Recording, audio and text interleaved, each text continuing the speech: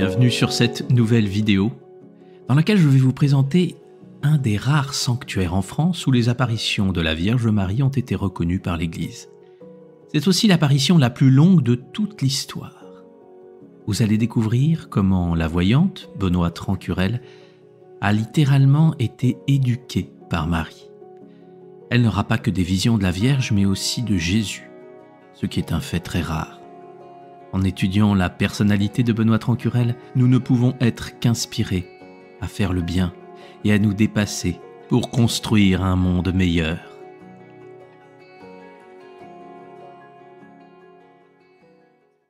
Cette histoire se déroule en France, dans les Alpes. C'est dans le village de Saint-Étienne d'Avençon que va naître Benoîte Rancurel en 1647. À cette époque, le roi de France, c'est Louis XIV. Mais il est encore trop jeune pour régner, et c'est sa mère, Anne d'Autriche, qui est régente du royaume. Le prénom Benoîte peut vous sembler un peu désuet de nos jours, mais il signifie en fait « béni », et vous verrez qu'il lui sied particulièrement bien. Ses parents étaient modestes, ils cultivaient une petite parcelle de terre. Ils étaient reconnus comme étant de fervents chrétiens, et donnèrent à Benoîte le sens du sacré. Ils lui apprirent très jeune le Notre Père et le Je vous salue Marie. Malgré son âge, elle se montrera très pieuse, ce qui fera la fierté de sa famille. Son père décède alors qu'elle n'a que 7 ans, et c'est pour elle un choc, car elle l'aime profondément. Et certains individus mal intentionnés vont dépouiller la veuve de ses biens. Tant bien que mal, Benoîte console sa mère et lui redonne espoir. La pauvreté est telle que Benoîte doit trouver un travail. Elle devient donc gardienne de troupeaux et décide de se mettre au service d'un maître nommé Louis Astier. Celui-ci appréciait beaucoup Benoîte et saluait sa piété. Mais il mourut 2 ans plus tard. Elle dut donc se mettre au service d'un autre maître nommé Jean Roland. Il était connu dans le village pour être très violent. Il discutait peu et laissait ses points parler si on le contredisait ou s'il n'en agissait pas selon sa volonté. Peu de personnes restaient chez lui bien longtemps, tant son caractère était insoutenable. Pourtant, jamais il ne porta la main sur Benoîte. Elle lui parlait avec douceur, en lui rappelant l'amour de Dieu. Cet homme si violent était comme désarmé devant elle. Il l'écoutait même avec attention et à force de l'encourager à évoluer, il devint à la stupeur de tous un fervent chrétien. Malgré son jeune âge, tout le monde saluait l'attitude simple et vertueuse de Benoîte. Ses maîtres la nourrissaient bien, mais la famine était présente, et bien souvent, Benoîte donnait à des enfants affamés son repas. Elle allait garder les moutons le ventre vide et oubliait la douleur de la faim en priant. Elle grandit et devint une belle jeune femme. Sa beauté attirait certains hommes qui lui faisaient des avances, mais elle repoussait toujours leurs demandes. Un jour, un groupe de charretiers, vexés par les refus de Benoîte, voulurent abuser d'elle. Ils la poursuivirent dans un marais tellement boueux qu'il était impossible de faire plus de quelques mètres. « Ah, cette fois, gamine, tu es prise au piège et tu vas devoir faire tout ce qu'on te dit. » Benoîte n'eut pas peur, et confiante dans la protection divine, elle s'avança dans le marais. Quelle ne fut pas la stupeur de ses agresseurs en la voyant marcher sur l'eau sans s'enfoncer. Ils crurent alors à un tour de passe-passe et se mirent à la poursuivre. Mais ils s'enfoncèrent jusqu'aux genoux et ne purent avancer plus de quelques mètres, complètement bloqués par la vase. Benoîte leur échappa et la rumeur se répandit qu'elle était sous protection divine. En mai 1664, Benoîte conduit ses chèvres le long d'un bois, sur la montagne. Comme toujours, elle est en train de réciter son chapelet et penser aux merveilles du ciel. Elle remarque au loin un beau vieillard qui la regarde, puis disparaît dans la forêt. Elle le revit les jours qui suivirent 4 ou 5 fois. Benoît pense que Ce vieux monsieur devait vivre dans le bois qui bordait cette montagne.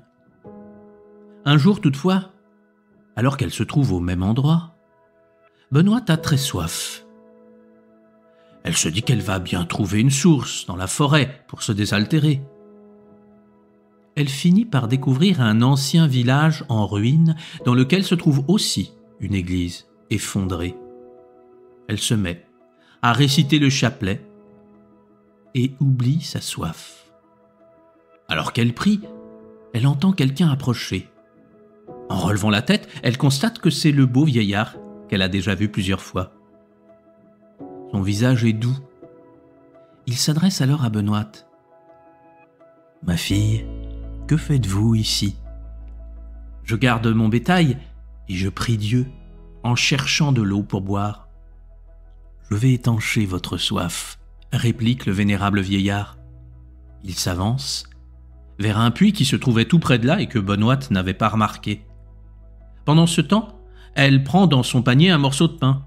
« Messire, vous plairait-il d'accepter un peu de mon pain afin de le partager avec moi ? » ?»« Non, ma fille, je n'en ai pas besoin. »« Mais il faut bien que vous mangiez, » lui répond-elle alors avec candeur. « Je ne vis pas de pain terrestre. Je ne mange que le pain du ciel. » En disant ces mots, le vieil homme tend l'eau qu'il vient de puiser à la bergère.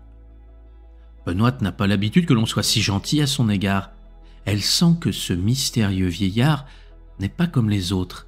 Et avec toute son innocence, elle lui dit « Vous êtes si beau.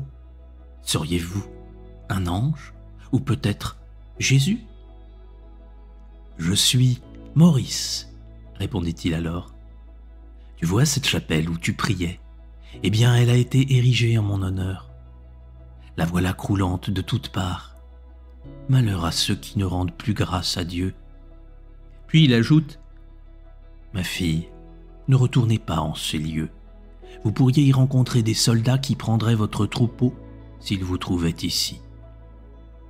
Allez dans le vallon qui est au-dessus de Saint-Étienne, car je vous annonce que c'est en ce lieu que la Mère de Dieu a décidé de vous parler. »« Hélas, messire, elle est au ciel, comment pourrait-elle me parler ?»« Oui, » lui répondit saint Maurice, « elle est au ciel, mais elle peut venir sur terre quand elle le veut. » Le soleil descendait rapidement derrière la montagne. Il se faisait tard. Benoît reprit le chemin vers son village. Elle se sentait très heureuse. Saint Maurice l'accompagna quelques instants, puis avant de la quitter, il lui dit « Prends ce bâton, tu verras, au bas de la montagne, 4 loups qui se lanceront sur tes brebis. Menace-les avec ce bâton, et ils s'en iront sans faire aucun mal au troupeau. » À peine ces paroles prononcées, saint Maurice disparut sous les yeux ébahis de Benoît. Elle continua sa route, et quelques instants après, des loups affamés sortirent d'un fourré. Ils couraient en direction du troupeau, qui, pris de panique, commençait à se disperser. Immédiatement, Benoît brandit le bâton que lui avait offert saint Maurice, et les loups se sauvèrent, alors en panique vers le bois dont ils étaient sortis. Elle rentra, sans encombre, au village, et aucune bête ne manquait à l'appel. J'ouvre une petite parenthèse pour vous dire qui était saint Maurice, car vous ne le connaissez peut-être pas. Dans l'Empire romain, il y avait une légion de soldats qu'on appelait les Thébains. Ces guerriers, valeureux au combat, mais plus valeureux encore dans leur foi, furent envoyés dans les Alpes pour venir en aide à l'empereur Maximien. Comme bien d'autres soldats, ils reçurent l'ordre d'arrêter des chrétiens. Ils furent toutefois les seuls qui osèrent refuser d'obéir. Lorsque cela fut rapporté à Maximien, il entra dans une colère et il déclara que ceux qui refusaient de lui obéir seraient passés au fil de l'épée. Certains prirent peur. Mais le chef de la Légion, le futur saint Maurice, encouragea tous les soldats à ne pas trahir leur foi et à ne pas obéir à cet ordre, quel qu'en fût le prix. Maximien comprit que leur cœur resterait fermement attaché à la foi du Christ. Il abandonna tout espoir de les faire changer d'avis et il donna alors l'ordre de les exécuter tous. Il déposèrent les armes, sans discussion ni résistance, se livrèrent aux persécuteurs et tendirent le cou au bourreau. Benoîte repensa toute la nuit aux paroles de saint Maurice, et le lendemain elle décida de suivre ses conseils et de faire paître ses moutons au lieu qu'il lui avait indiqué. Elle partit à l'aube, son cœur était plein d'allégresse. Une main mystérieuse semblait guider le petit troupeau qui se dirigea dans un vallon au-dessus de Saint-Étienne. Là se trouvait une exploitation de plâtre, et Benoîte s'arrêta près d'une petite grotte. Ce lieu était nommé les Fours, sans doute parce que les habitants du village y cuisaient le plâtre nécessaire à leur construction. Alors qu'elle se trouvait devant la grotte depuis quelques minutes, Benoîte voit une belle dame qui tient un petit enfant d'une beauté singulière.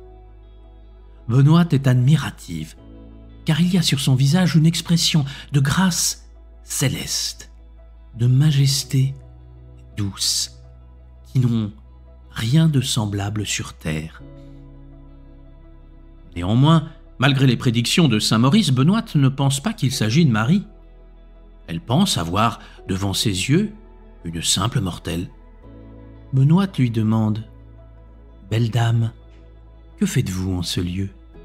Êtes-vous venue acheter du plâtre? Si vous le souhaitez, je peux tenir votre enfant pendant que vous faites votre tâche. » La dame sourit et ne dit aucun mot. La vision dura encore longtemps. Benoîte ne pouvait se lasser de la contempler. Après plusieurs heures, la faim, peut-être, ramena un instant la bergère à la réalité. Elle prit alors un morceau de pain dans son sac et dit à la belle dame « Voulez-vous partager ce pain avec moi ?» La dame sourit à nouveau sans rien dire. Et Benoîte continuait d'être fasciné. La dame allait et venait, s'approchait puis s'éloignait de Benoîte. Puis quand le soir fut venu, elle pénétra dans la grotte et disparut. Benoîte vivait une joie intense et elle resta là, sans bouger. Ce ne fut qu'en entendant le troupeau bêler qu'elle prit conscience que la nuit était tombée. Elle se dépêcha donc de rentrer à la maison. Le lendemain, Benoîte retourna à la grotte et à nouveau, elle eut la même vision. C'était pour elle le plus beau moment de sa vie. Et pendant près de 4 mois, depuis les premiers jours de mai jusqu'au 29 août, la Vierge descendait tous les jours au vallon pour procurer à l'humble bergère l'indicible bonheur de la contempler. Benoîte était tellement nourrie de cette vision qu'elle oubliait tout. L'amour qu'elle ressentait était si puissant que tout lui paraissait bien fade en comparaison. Certains jours, elle oubliait même de manger. Lorsque son maître lui demandait de changer de coin, les animaux revenaient toujours vers la grotte des apparitions. Et le plus étonnant est que le troupeau de Benoîte devenait bien plus gras que tous les troupeaux des environs. Puis un jour, la dame se mit à lui parler. Et elle lui apporta une éducation intensive qui transforma son comportement et sa vie spirituelle. Les villageois se rendirent compte que Benoîte avait changé. Sa figure est illuminée, son teint coloré, son regard d'une si grande douceur. Certains lui demandent ce qui lui est arrivé. Elle explique alors qu'elle voit une belle dame tous les jours. Ceux qui ont appris la nouvelle la pensent folle, mais quand ils la rencontrent, ils sont ébranlés par tout ce qu'elle dégage. Ils commencent alors à se murmurer la phrase suivante. « Et si c'était la Sainte Vierge qu'elle voit ?» Benoîte ne soupçonne rien, elle ne cherche même pas à savoir, elle voit, elle aime, elle est heureuse. N'est-ce pas assez? Et comme pour dissiper tous les doutes, le 29 août, la belle dame révèle son identité. « Je suis la Vierge Marie, la mère de Jésus. » L'éducation que lui donnait la Vierge va continuer, et nous ne savons pas tous qu'apprit Benoîte. Parfois, elle lui commandait d'aller prier à l'église et miraculeusement, ses moutons étaient gardés sans aucun incident. Un jour, Marie lui demanda de proposer aux jeunes filles de Saint-Étienne de chanter tous les soirs les litanies de la Sainte Vierge. C'est ce que fit Benoîte, et tout le monde fut émerveillé de ses chants. Quand on questionna pour savoir qui leur avait appris cette si belle musique, toutes les filles désignèrent Benoîte. Mais comment était-ce possible? Elle qui n'avait jamais appris à lire, ni à écrire. Bientôt, toutes les filles des villages alentours apprirent aussi ces magnifiques chants et se mirent à rendre hommage à la Sainte Vierge pour le plus grand plaisir des habitants. La Vierge Marie l'envoyait parfois rendre justice de manière assez inattendue. Une fois, son troupeau, pourtant si docile habituellement, s'enfuit jusqu'au sommet de la montagne, où se trouvait un chalet, appartement à un habitant, pas très recommandable, qui avait commis de nombreux délits. Quand les chèvres égarées de Benoîte arrivèrent près de l'habitation du vaurien, il était en compagnie de camarades, et ces derniers lui conseillèrent de les capturer et de les mettre dans son champ de blé. Ainsi, il pourrait demander des dommages et intérêts pour les dégâts causés par les bêtes. Celui-ci accepta sans opposer le moindre mot et commençait à se frotter les mains en pensant à tout l'argent qu'il allait extorquer aux propriétaires des chèvres. Affolé d'avoir perdu son troupeau, Benoîte se rendit immédiatement voir la Vierge. Celle-ci lui expliqua tout ce qui s'était passé et lui indiqua quoi faire. Benoîte se rendit donc chez le malfrat pour récupérer ses chèvres. « Je ne te rendrai rien, lui dit-il. Tes chèvres ont détruit mes récoltes, et il va falloir me dédommager, et vu le prix du blé, ça va coûter très cher, crois-moi. » Ayant une totale confiance en Marie, Benoîte ne se laissa pas impressionner le moins du monde. Elle le regarda, droit dans les yeux, et lui dit que c'était lui qui avait mis les chèvres dans son pré sur conseil de ses camarades. Elle décrivit la scène comme si elle avait été présente. Le malfrat fut tellement impressionné par la révélation de Benoîte qu'il lui rendit sur le champ tout le troupeau. Et Benoîte alla immédiatement rendre visite à la Vierge pour la remercier. Toute l'éducation qu'elle recevait de la Vierge Marie, Benoîte la nommait Sedes Sapientiae, ce qui signifie le trône de la sagesse. Le récit de ces mystérieuses entrevues met tout le pays en émoi. Certains y croient, d'autres sont farouchement opposés, et la grande majorité doute. Un jour, la maîtresse de Benoîte se décida à se rendre sur place. Il fallait qu'elle en ait le cœur net. Il est vrai que souvent, elle battait Benoîte, mais était toujours surprise de la voir réagir avec douceur, sans jamais se plaindre. Elle se réveilla donc de bonne heure en attendant que Benoîte s'en aille. Celle-ci, avant de partir, vit que sa maîtresse était encore au lit. Dès que la porte fut fermée, la maîtresse se leva, afin de se rendre à la grotte avant Benoîte. Une fois là-bas, elle se cacha sous un rocher. Quand Benoîte arriva, elle vit la Vierge comme à son habitude, et elle lui dit « Votre maîtresse est là, cachée sous la roche. »« Oh, elle n'y est pas, répondit Benoîte. Quand je suis parti, elle était encore au lit. »« Elle y est. Vous la trouverez sous la roche. Avertissez-la de cesser ses méchancetés à votre égard et de ne point en jurer le nom de Jésus, car si elle continue, il y aura de terribles conséquences pour elle. Sa tête est toujours pleine de mauvaises pensées et son cœur est sale. Si elle veut éviter le pire, elle doit désormais faire pénitence, soutenir les personnes dans le malheur, aider ceux frappés par la misère et cesser de bafouer le nom de Dieu.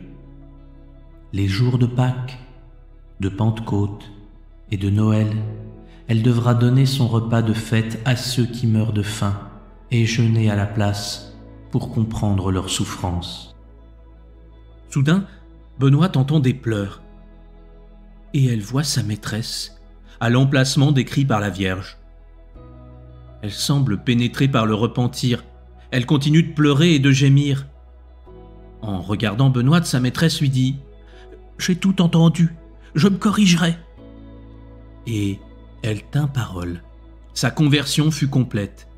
La prière remplaça les blasphèmes, les jeûnes et les aumônes succédèrent à la gourmandise, et la fréquentation des sacrements édifia ceux qui avaient scandalisé son peu de dévotion.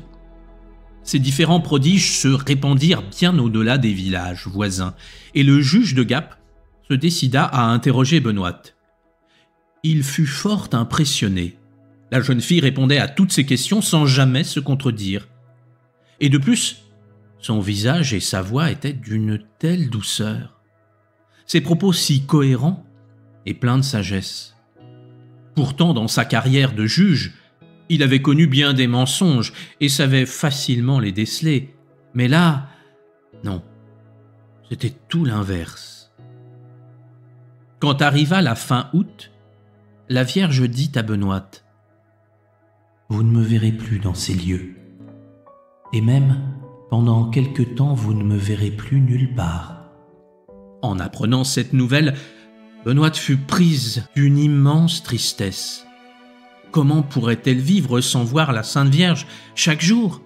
Le bonheur était si intense, plus beau que tout ce qu'elle avait pu connaître dans sa vie. Rien ne pouvait se comparer à la joie d'être en sa compagnie. Les jours qui suivirent, Benoîte ne put s'empêcher de se rendre au vallon des Fours. Mais la grotte était désespérément vide. Elle choisit donc de ne plus y aller et alla faire paître ses moutons sur les rives de l'Avance. Presque un mois va s'écouler et le 29 septembre, jour de son anniversaire, elle aperçoit de l'autre côté de la rivière une lumière plus éclatante que le soleil, et au sein de cette éblouissante auréole, elle reconnaît la Vierge. Son cœur bat à tout rompre. Elle court et traverse la rivière, non sans difficulté. Haletante d'émotion, elle gravit le coteau à pas précipités et en peu d'instants, elle est aux pieds de sa bonne mère. Elle la salue en se prosternant profondément. « Ma bonne dame, j'étais si triste de ne plus vous voir. » La radieuse Vierge sourit avec bienveillance et Benoîte se sent rempli à nouveau d'un bonheur immense et indescriptible. Allez au lot, vous y trouverez une petite chapelle d'où s'exhaleront de bonnes odeurs. Là, vous me parlerez très souvent et très souvent, vous me verrez. Après ces mots, la Vierge Marie disparaît. Le lieu où se produit cette apparition se nomme Pindreau. On y a élevé un monument commémoratif que les pèlerins rencontrent en montant au lot par le chemin de Saint-Étienne. Le lendemain, Benoîte découvre sur la colline du Lot, située de l'autre côté de l'Avance, un oratoire couvert de chaume, dédié à Notre-Dame de Bonne Rencontre, et dont il ne reste guère que des ruines. De merveilleux parfums s'y font sentir, et voici que la Vierge apparaît sur le pauvre autel de plâtre à droite du tabernacle. Benoîte ne souhaite pas que la Vierge Marie se salisse, et avec toute sa candeur, elle lui dit « Oh, permettez que je mette mon tablier sous vos pieds !» La Vierge, en refusant, lui sourit, puis lui annonce qu'une grande église sera bâtie en ce lieu. « J'ai demandé ce lieu à mon fils pour la conversion des pécheurs, et il me l'a accordé. » Benoîte va mettre toute son énergie pour que la demande de la Vierge se réalise et que cette église se construise.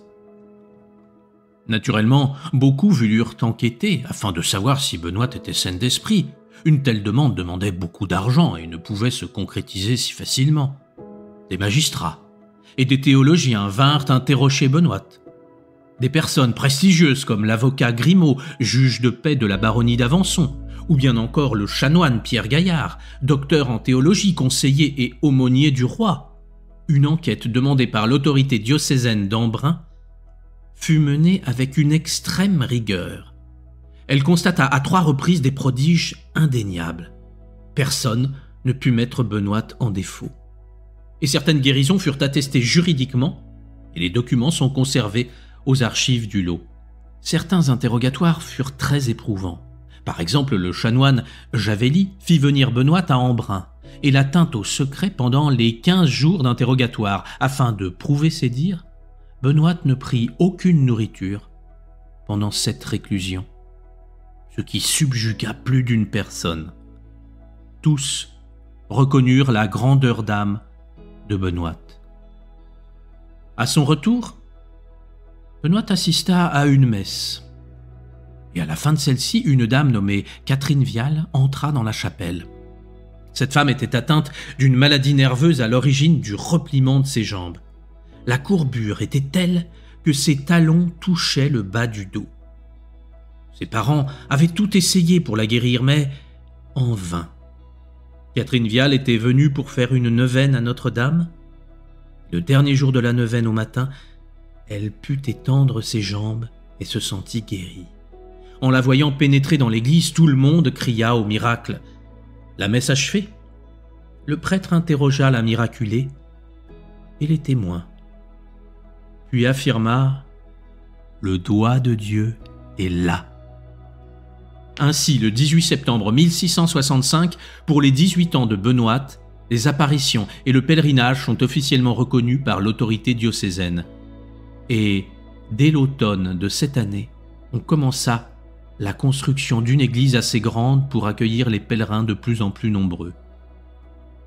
Recouvrant l'ancienne chapelle de Bon-Rencontre, l'église est édifiée entre 1666 et 1669.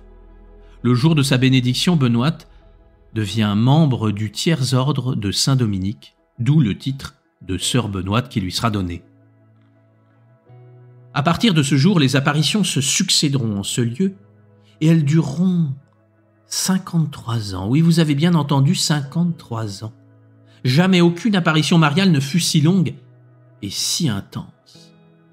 Dès le printemps 1665, les pèlerins affluent. Ils seront environ 130 000 en 18 mois. Benoît remplit auprès d'eux son ministère d'accueil, de prière et de pénitence.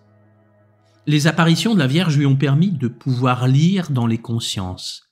Ainsi, elle sait toujours ce que pensent les autres. Mais elle n'utilise pas ce don pour apprendre des ragots, c'est tout l'inverse. Elle éclaire les pèlerins sur les démarches à accomplir et soutient les conversions. Les guérisons et les conversions sont très nombreuses. Entièrement voué à sa mission, Benoît vient résider à plein temps au Lot en 1672.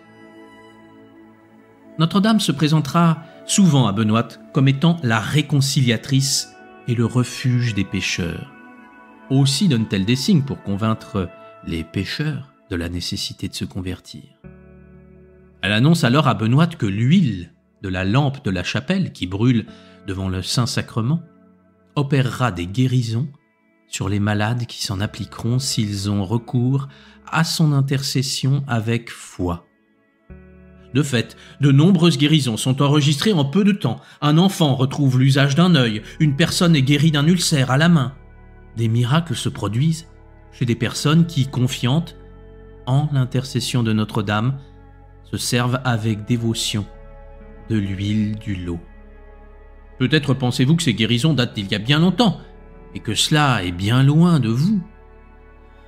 Alors pour vous montrer que les miracles sont encore présents de nos jours au sanctuaire, voici un témoignage qui date des années 2000. Une dame belge se présente un jour à l'accueil du sanctuaire, annonçant qu'elle est guérie d'une hernie discale qui s'extériorisait. En raison de son état, il avait été question de l'opérer en urgence. Ce à quoi elle avait répondu « Non, docteur, vous ne m'opérerez pas. C'est Marie qui va me guérir. » Le chirurgien avait souri et dit avec ironie « Oh, vous croyez encore au miracle à votre âge ?» « Ah oui, docteur, avait-elle dit. 4 mois plus tard, le chirurgien, ne la voyant pas venir comme prévu, s'en était inquiété. Il l'avait convoquée et lui avait fait passer un scanner. Stupeur. Il n'y avait plus rien. La patiente lui dit alors « Docteur, vous y croyez au miracle maintenant ?»« Ah, oui, madame. Ce que vous aviez n'était guérissable que par une intervention chirurgicale. » Je vous ai déjà raconté bien des choses sur la vie de Benoît Trancurel, et pourtant, je n'ai l'impression que d'avoir survolé le sujet tant il y a à dire. Je ne peux terminer la vidéo sans vous parler de ces visions du Christ, car c'est aussi un événement bouleversant et exceptionnel.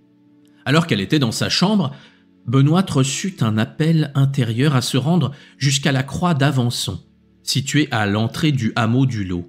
C'est sur cette croix que Jésus crucifié lui apparaîtra à 5 reprises en 10 ans. Première apparition. Jésus lui est apparu 2 fois, tout sanglant à la croix, lui disant « Vous me voyez souffrir, mais je ne souffre plus à présent.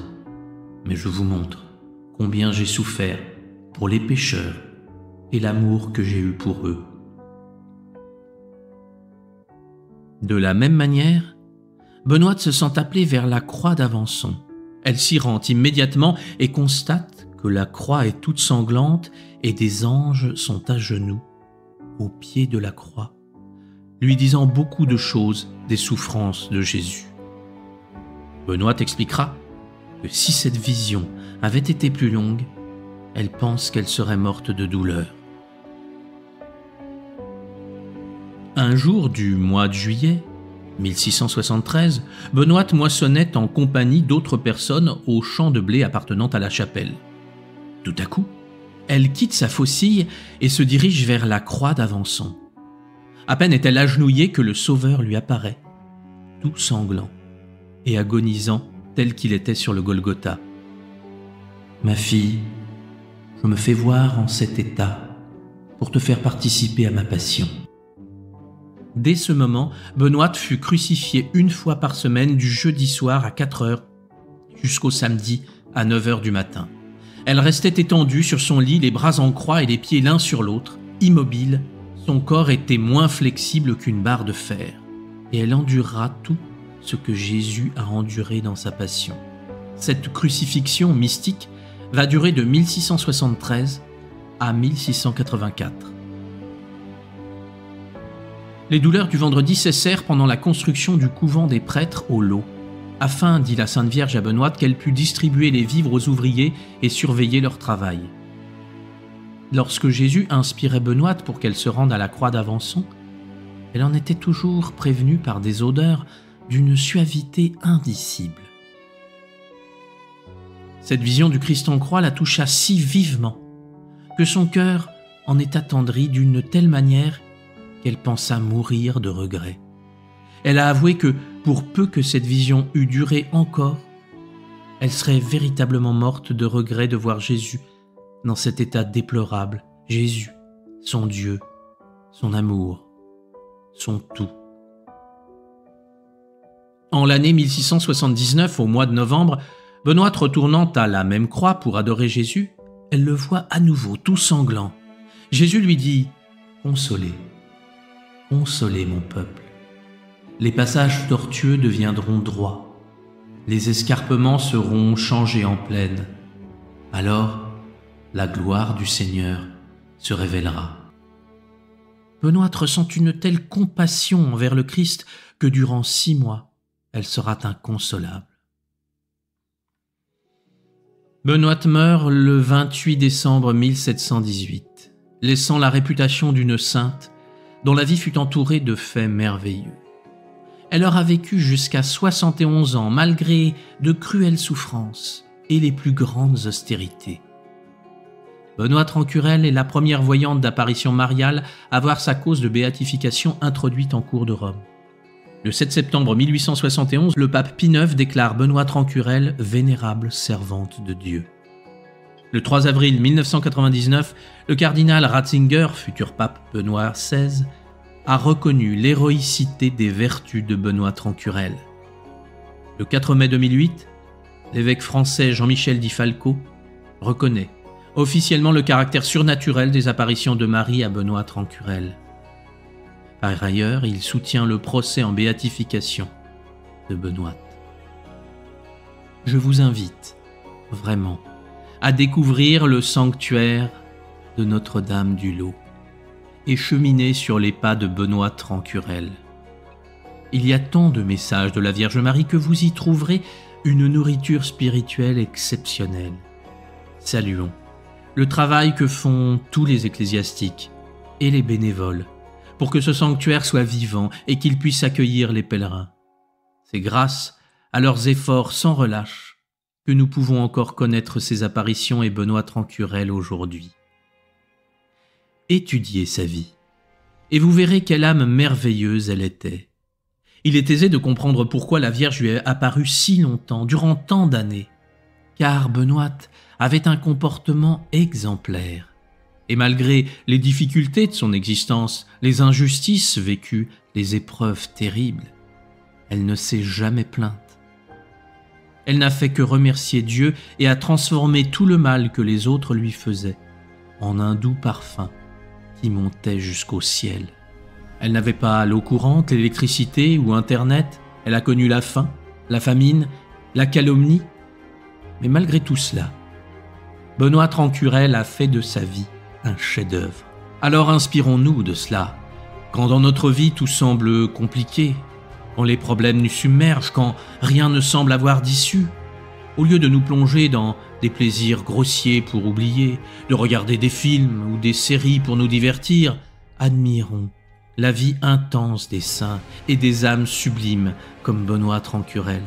Tournons-nous vers le Christ pour qu'il nous apprenne à résoudre nos problèmes. Demandons à la Vierge Marie d'adoucir notre cœur devenu si sec et trouvons Dieu en nous-mêmes afin qu'il manifeste sa gloire. La vraie réalité se trouve là, pas dans les journaux télévisés qui ne font que nous abreuver de peur et nous poussent à abandonner nos rêves et notre travail spirituel. Ce qui est réel, c'est la vie divine et éternelle. Faisons-la jaillir de tout notre être, pour qu'elle se déverse sur le monde, afin que le royaume de Dieu vienne enfin. Je vous souhaite le meilleur.